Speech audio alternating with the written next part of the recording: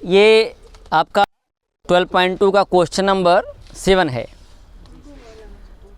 ये कह रहा है कि बेलन है जिसकी ऊंचाई 180 सेंटीमीटर है और व्यास 60 सेंटीमीटर है। व्यास कितना है? 60 सेंटीमीटर है, नहीं सॉरी, त्रिज्या 60 सेंटीमीटर है। त्रिज्या क्या है?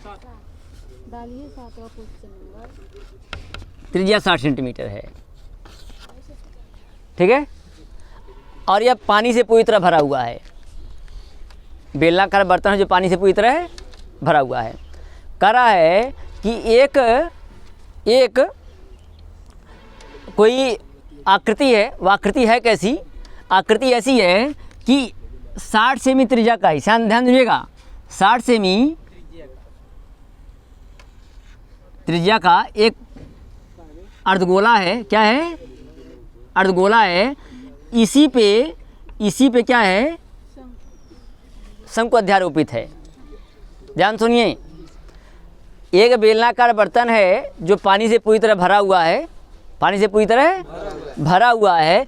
इसमें एक हम जो है एक ऐसा शंक्वाकार बर्तन डाल रहे हैं जिसके आधार पे एक अर्धगोला अध्यारोपित है, ठीक है। प्रश्न में क्या कह रहा है? और कह रहा है इसको इसी बर्तन में डाल दिया गया, ठीक है। तो कह डालने के बाद इसमें शेष बचे पानी का आयतन बताइए। क्या पूछ रहा है? शेष बचे पानी का आयतन, ये पूछ रहा बेटा। सवाल बड़ा ही आसान है। अभी जो इसके पहले सवाल बताया गया था उसी से रिलेटेड है। साइंस का यहाँ लगता है, साइंस का एक नियम लगता है कि डाले गए ठोस का आयतन बराबर बाहर निकले पानी का आयतन, ठीक है। तो हमने कहा डाले गए ठोस का आयतन, डाले गए ठोस का आयतन बराबर बाहर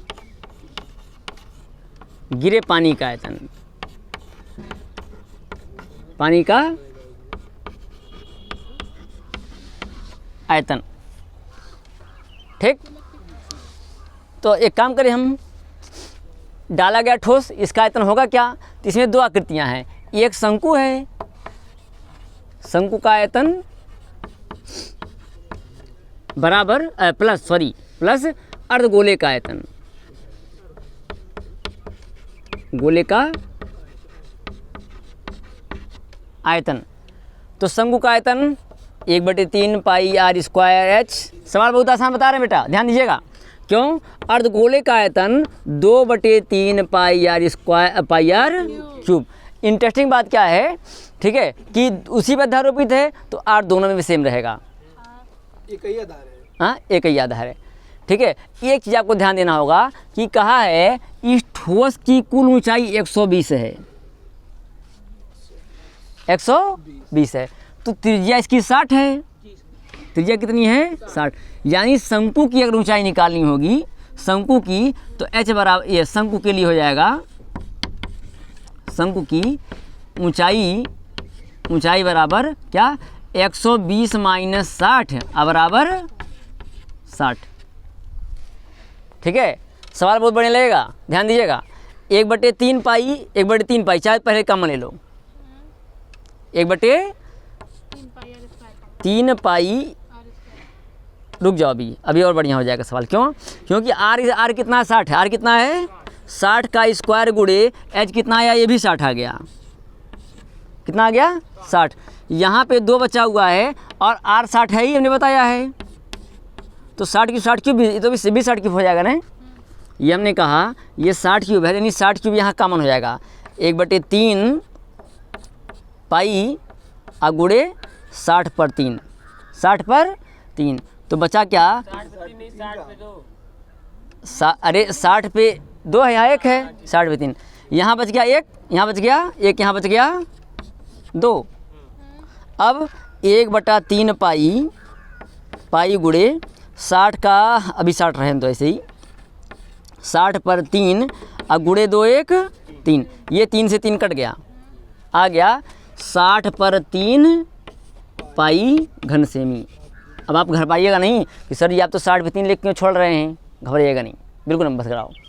ठीक है, इतना पानी बाहर निकल गया, इतना पानी बाहर निकल गया। ठीक है, तो अभी हमने कहा कितना पानी उसमें था ये तो हमको पता नहीं है, बेलन के आयतन के बराबर। तो बेलनाकार बर्तन में पानी कितना था, पाई आर स्क्वायर एच कितना था, स्क्वायर ये कैपिटल एच मान लो इसको। ठीक है, पाई रहने दो अभी, पाई आर स्क्वायर कितना है 60, कितना है 60 गुणे 60, इसका एच मान दिया 180, कितना दिया है 180। अब प्रश्न में कितना पूछा है, इतना पानी बाहर निकला है, क्योंकि क्या है डाले गए ठोस का आयतन बाहर गिरे पानी के अंदर, बाहर इतना पानी गिर गया है, इतना पानी बाहर गिर गया है। तो इस आयतन में से अगर इसको घटा लें तो हमारा पता चल जाएगा। हाँ, तो हम क्या किए, इसको लिख सकते हैं क्या, पाई गुणे 6 पर 3 गुणे 3। कोई बच्चे जान गए होंगे हम क्या किए हैं, इसको लिख सकते हैं 60 गुणे 3, क्या लिख सकते हैं 60 गुणे 3, तो 3 रह दिया, 60 पर 3 लिख दिया इसको। अब घटाएं, हम क्या लिखे घटाएं, ठीक है, शेष पानी का आयतन, आवाज़ नहीं, शेष आवाज़ नहीं, शेष पानी का, यही पूछा है कितना पानी बचा है, आयतन। तो पानी कितना है हमारा है 3 पाई गुणे 60 पर 3 माइनस 60 पाई पर 60 3 पाई 60 पे 3, 3x में से 1 चला गया, कितना बचेगा, ऐसा बस होता है ना। तो 3 पाई में से 1 पाई गया 2 पाई, यानी आपका पानी बचा 2 पाई इंटू 60 पर 3, आंसर आ गया। ये बहुत ज़्यादा आप लिखेंगे तो क्या लिखेंगे, 2 पाई गुणे 6 चौक 36 6 का 216, 3 शून्य उतर गया और 216 गुणा 432 घन सेमी। नहीं रख देते, कोई दिक्कत नहीं थी, पाई का मान पहली बात दिया नहीं हुआ है, पाई का मान दिया नहीं है, और दूसरी बात क्या है कि पाई से कुछ कटने वाला है नहीं, यही दशमलव में आंसर आएगा।